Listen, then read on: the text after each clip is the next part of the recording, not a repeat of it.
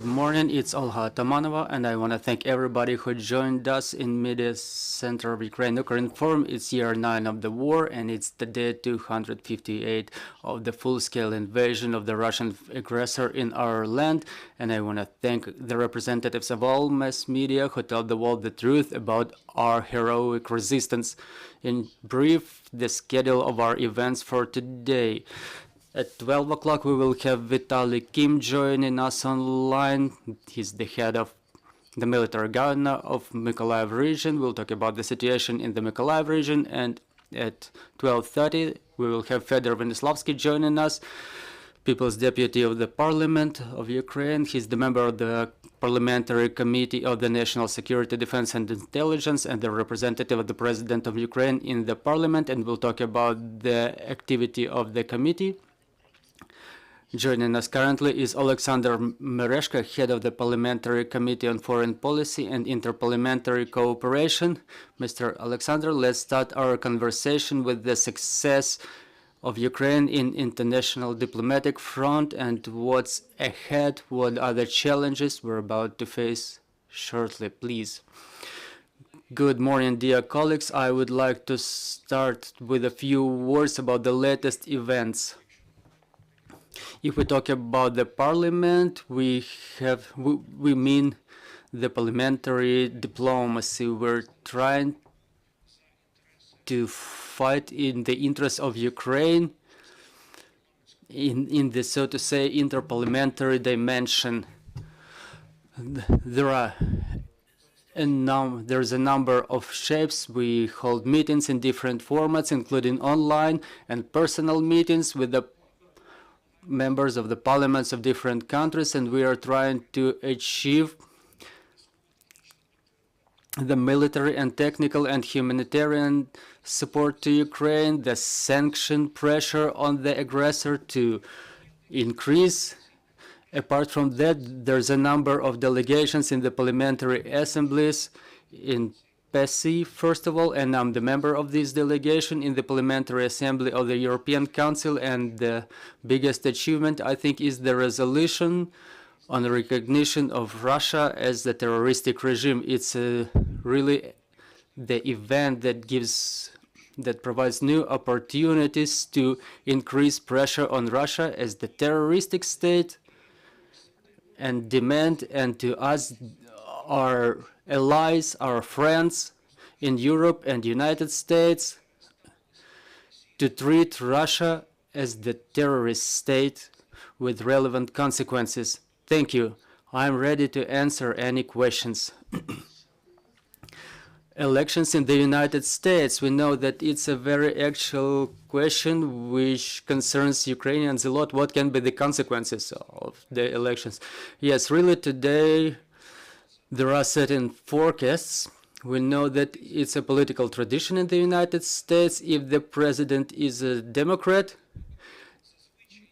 in the caucuses, usually Americans, the citizens of the United States, vote for the opposite party. In this case, the Republicans. So we forecast the Republican Party to reinforce their positions in Congress and Senate, but it will in no way influence the support of Ukraine. We appreciate a lot what we have, what the Americans call bipartisan support.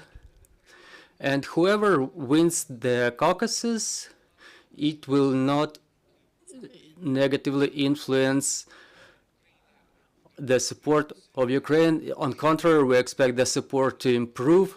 Recently, a few representatives of the Republican Party visited Kyiv. We met them, and we see very clear, very expressed position on support of Ukraine. In this case, we're talking about Lend-Lease, financial aid, with the count of all our complications and problems we unfortunately face at the moment. But I would like to reassure you that we will develop our relations, and we can only wait for improvement of our relations and support on the part of the United States. So all the resolutions already taken will still be in effect no matter the results of the elections. Yeah, it goes without saying, absolutely.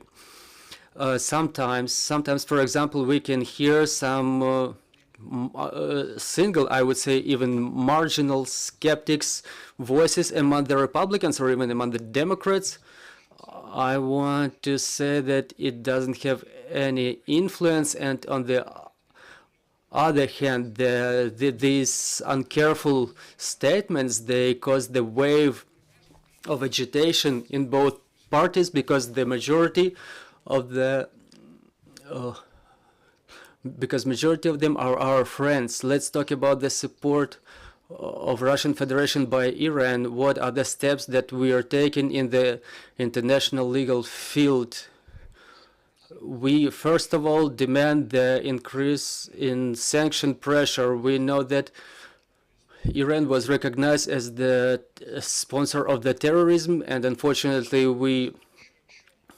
we confirmed it by our own experience. And if we look at this from the international law vantage point, Iran became the co-participant of the Russian aggression in Ukraine, and Iran, even understanding that their weapons, their drones are used against civil population, committing war crimes, committing acts of genocide, crimes against humanity.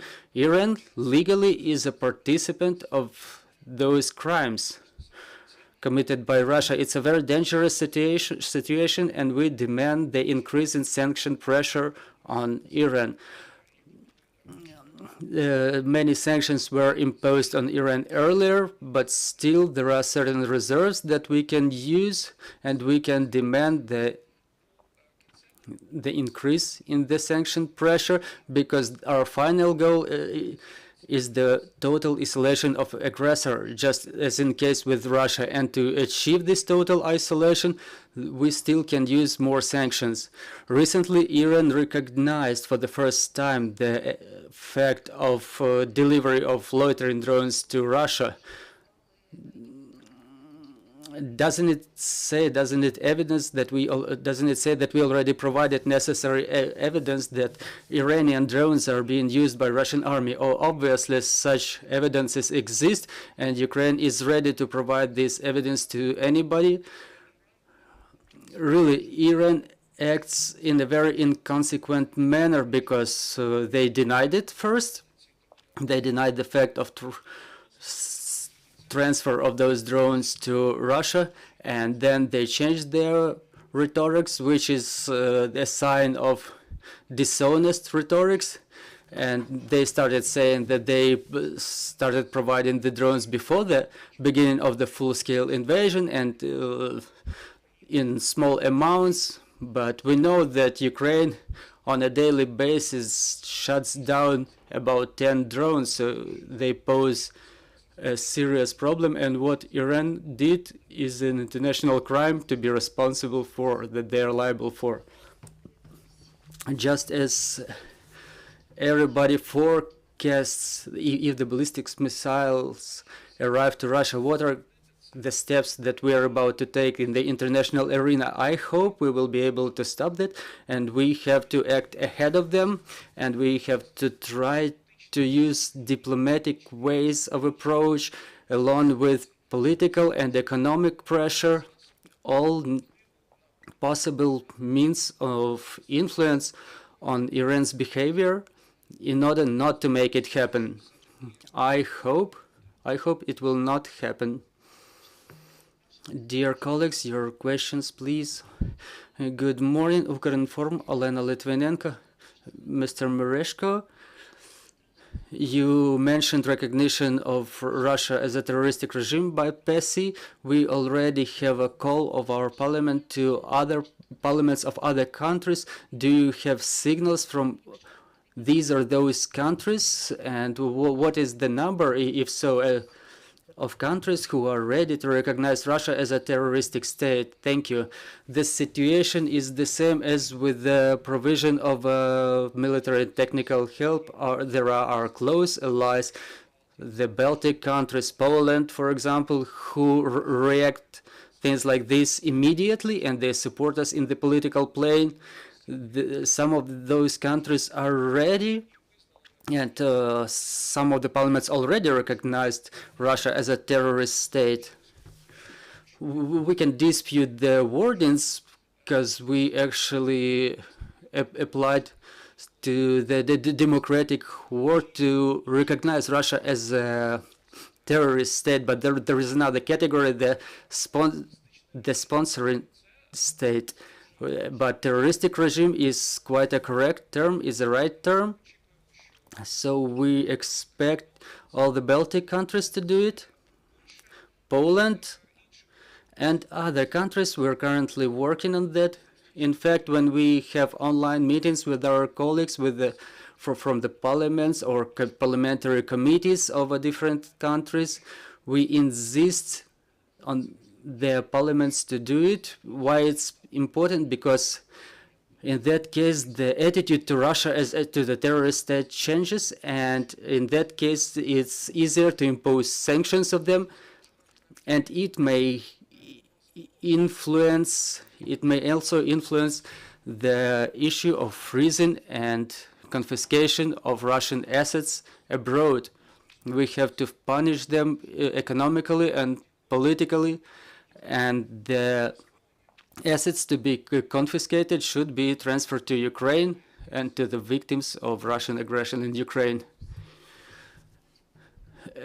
Significant effort of our diplomats was aimed at the recognition of Russia as the sponsor of terrorism, but we see that as of today our partners are not in hurry in this regard. What are your forecasts? We see that United States are hesitating, but we have support first of all of Senate. They approved relevant resolution, and now for what I know there might be another resolution, because the Congress is on the Ukrainian side, but the administration of the president is the resolution about the inclusion of Russia in the list of terrorist states, because this resolution is taken by the Department of State, and we're currently working on that. We're trying to convince them.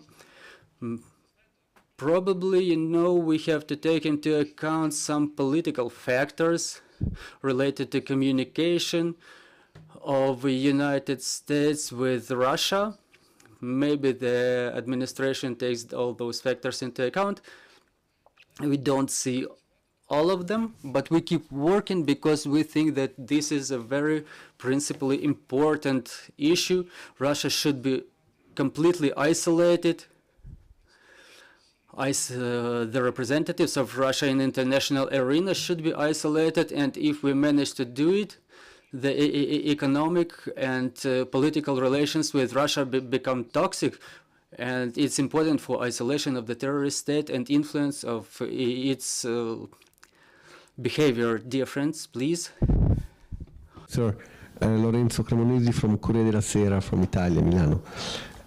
Sorry, would I really to dig in a little bit more on the relation between Ukraine and the United States in this new context of elections? We don't know the results, but as you say, probably the Republican will get more votes.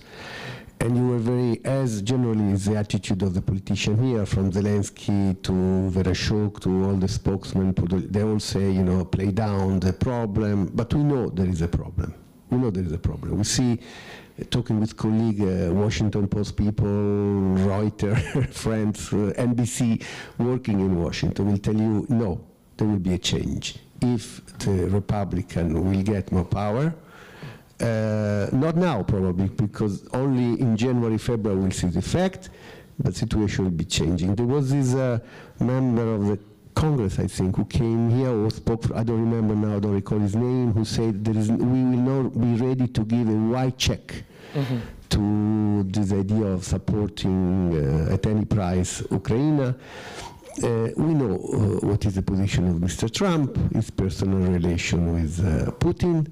So my question is more general. The future of Ukraine with an American led by Trump, with a Republican in a prominent position, is not a problem at all for you? Are you really sure?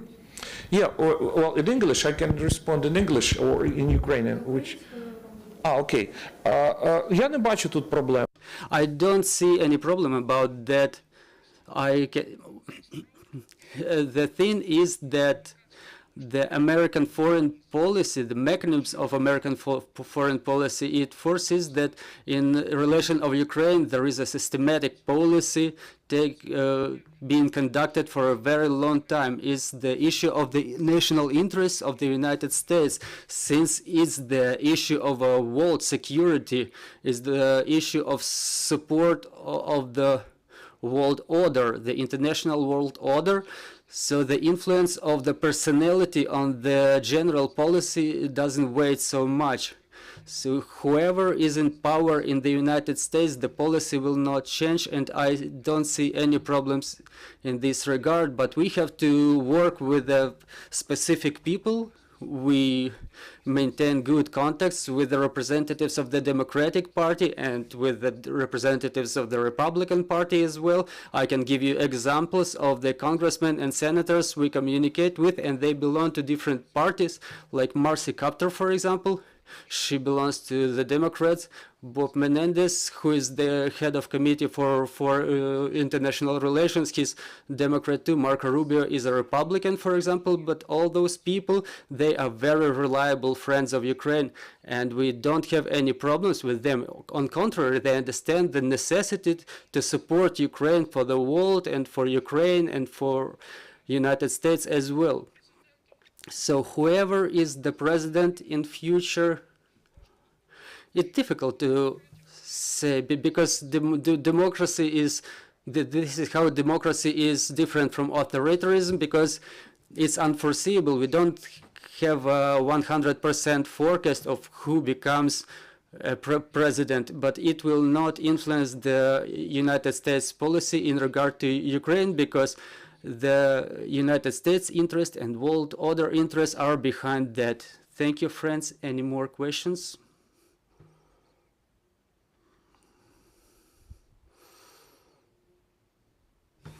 Good morning. My name is Kurokawa from Japanese newspaper Sankei.